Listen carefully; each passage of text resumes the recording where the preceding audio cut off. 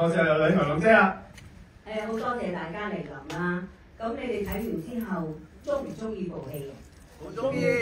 大聲啲，咁細聲都聽唔到嘅。中意。再大聲啲，再大聲啲，大家。好反應唔錯，多謝你哋啊！好。我覺得呢一套係一套好好嘅電影，所以好希望各位觀眾睇完之後咧，唔好吝嗇你嘅分享，要多啲人入場支持呢一套咁好嘅作品。好，一定要支持佢哋。好，再次多謝大家入場支持啦。係咯，咁啊。因為咧，我哋咧係好需要大家去宣傳開去啊！我哋呢部戲咧都好靠大家幫我哋去營造口碑啦。如果睇完真係覺得中意嘅，就唔好吝嗇啦！我哋好需要你哋每一票嘅。一定係啊！多謝你哋今日呼口水啊嘛，有你哋嘅支持。咁既然大家咁想聽下觀眾有意啊，即刻嚟啦！唔好等我。已經等唔切你哋再 Movie 6度俾5粒星，我哋即刻嚟啦，好唔好？我想問導演先，因為其實我完全唔知個故仔嘅，係啊，雖然我睇咗叔叔。咁呢個故仔係我之前我聽到一個客嘅係講，即係一個同性戀啦，又係佢哋乜嘢都冇做，冇結婚冇食。咁然之後又係佢有一個朋友又係走咗，然之後佢就話留喺度嘅另一半就係覺得啊，佢完全唔發覺自己乜嘢都唔係，咁所以咧佢就促使咗佢哋即係簽字結婚啦喺外地。咁我想問下，即係呢個故仔，即係你寫劇本嘅時候，係咪都聽到有啲即係咁嘅故仔，令到你衍生呢一部戲嘅念頭？就係講呢一個香港嘅同志。佢哋個遺產權益嘅講座嘅，咁係一個律師行搞嘅。咁嗰個講座咧，就個講師講咗3個 cases 啦，就係同從今以後裏邊個劇情好相似㗎啦，就係、一對 couple 啦，一個就過身，另外嗰個就發現咧，佢同過身嗰個人嘅家人咧嘅關係原先好好咧，好快咧就變咗大家好多爭拗啦咁樣。咁就令到我咧想寫呢一個劇本咧，原因係因為想探討香港嘅同志嘅權益啦，同埋咧就係想問下究竟乜嘢為之係家人啦，乜嘢為之係家啦，同埋究竟係咪有血緣就係重要啲咧，定還是一個同你一齊咗好多年，但係法律上邊冇名冇份嘅人係重要啲咧咁樣。咁所以咧就咁嘅原因咧，我就訪問咗好多人都係呢一個情況啦，咁先至開始決定寫呢個劇本嘅。首先我今朝都係睇完《九龍城寨》，咁咧但係呢一出戲咧，咁我之前都已經食咗萬飛，因為有一個好奄尖嘅朋友咧，叫我一定要睇，呢套戲好好睇，佢已經睇咗2次。咁嗰個就係何爵天導演嘅，咁佢話呢套真係好好睇，跟住之後頭先睇咗。其實係頭嗰半 part 嗰個感覺係好入心，因為實在太寫實啦，即係真得好緊要，即係香港就係咁樣，即係嗰個群眾真係即係嗰個即係啲 nest 嗰真係有呢啲情況發生，都有聽過朋友講過，有好多呢啲事發生啦。咁我真係衷心祝福呢一出戲，因為我就有個問題想問嘅，不過首先祝福阿 Rachel。恭喜咗你攞咗呢個上片啦！因為上片好多謝，係啊，好喺度講開心人㗎嘛。跟住之後咧就點解就叫從今以後，明叔叔都有啲迴響，就唔叫嬸嬸姨姨。我都以為你會叫嬸嬸姨姨，但係你會講翻兩番導演點解要講翻從今以後，好似又要俾即係好似又少咗啲人知道嘅，因為如果你叫嬸嬸姨姨。應該會多啲人係因為叔叔都多人睇過嘛，咁我想問一問導演點解咁樣？應該係好多謝你啦。首先就係問呢個問題啦，同埋頭先講翻説話啦。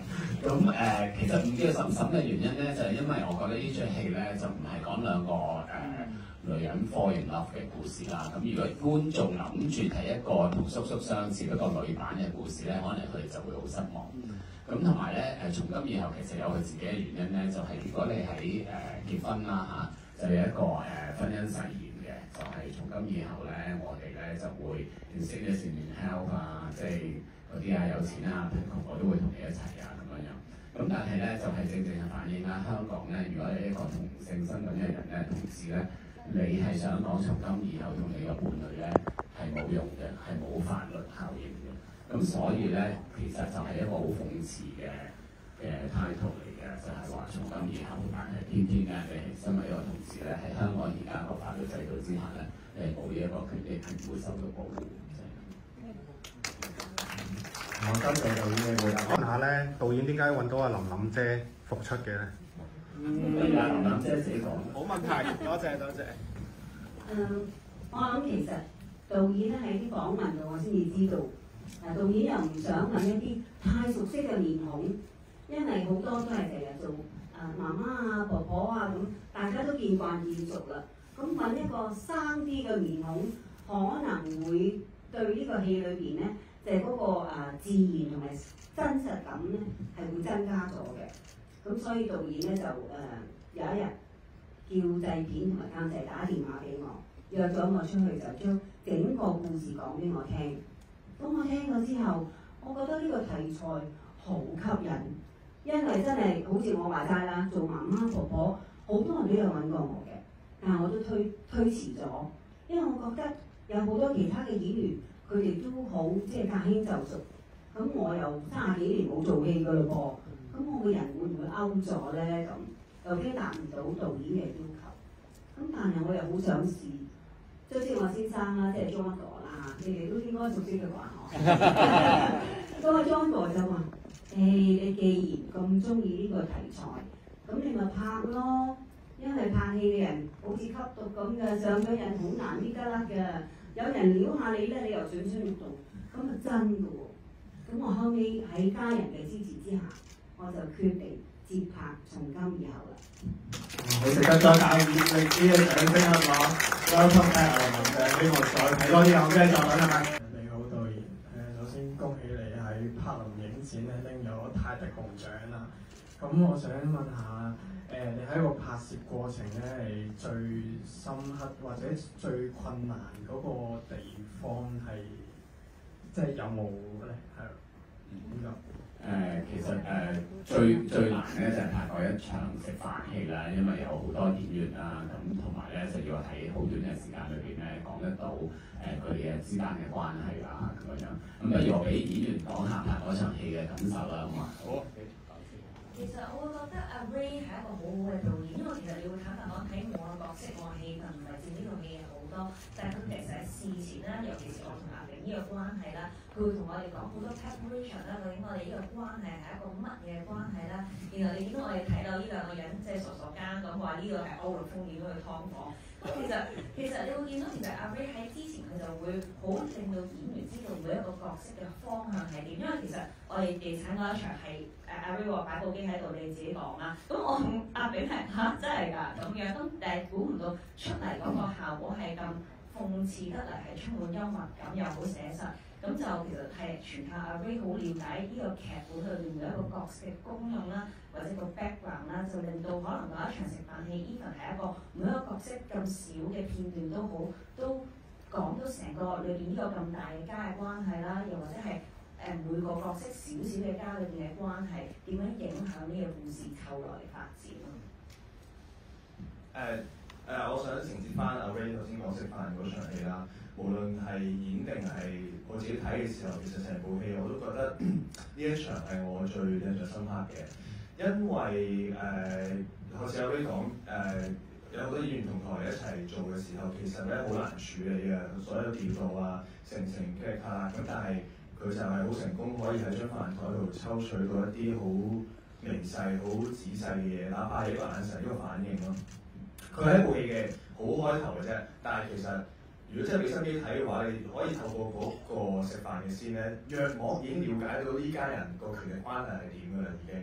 咁但係佢又冇直接講出嚟喎，冇對白去講出嚟嘅，全靠就係佢點樣去 capture 嗰啲人與人之間好仔細嘅互動咯。我覺得呢個就係阿 Ray，即係我最欣賞佢嘅地方就係佢可以 capture 到啲仔細嘅 moment。琳琳姐呢場食飯狂戲係咪都特別難忘咧？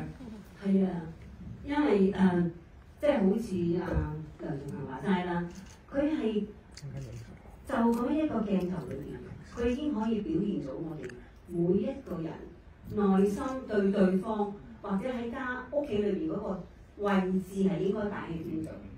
咁有譬如大佬啦，就係比較好似不得已，咁但係又好無奈嘅。咁呢個妹咧又好似好照顧家人，但係佢亦都係等於係好似一家之主嘅感覺啦。咁呢個仔咧，哇係即係佢係受寵愛嘅，咁所以爸爸媽媽都對佢係好緊張，好關心佢嘅將來唔知會點樣。咁姑姐都好錫佢嘅，買架車俾你揸烏爆。係啦，咁個女朋友又好可愛嘅，因為佢哇嚟到呢個 family，佢都係好自然嘅，好似就係一家人咁樣。個女咧就佢嗰個可能佢自己嘅天性就比較係執着一啲，所以同佢丈夫嘅關係越搞好似越差。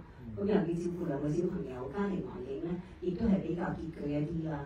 咁導演喺咁短嘅時間已經將我哋每一個人嘅心理，尤其是阿 Angie 同阿 Pat 佢哋兩個嗰啲已經係幾十年嘅生活喺一齊，唔需要多講嘢，大家眼神尤其是阿 Angie 啊，哇嘉文嗰隻眼咧唔使講對白嘅，佢已經講晒俾你聽佢心裏邊嘅嘢，係真係好犀利咯！我覺得嘉文真係，導演交翻俾你。係啦，所以即係有咁嘅好嘅演員，其實做導演使乜做嘢，坐喺度欣賞嘅時候，會都好享受拍嘅時候，係咪啊？哇！因為做導演其實最尾就係做 casting，你 cast 咗之後咧，你根本就唔係點使做嘅，你就係坐喺度就咁同你講啊，大聲啲、細聲啲、多啲、少啲就係咁多嘅。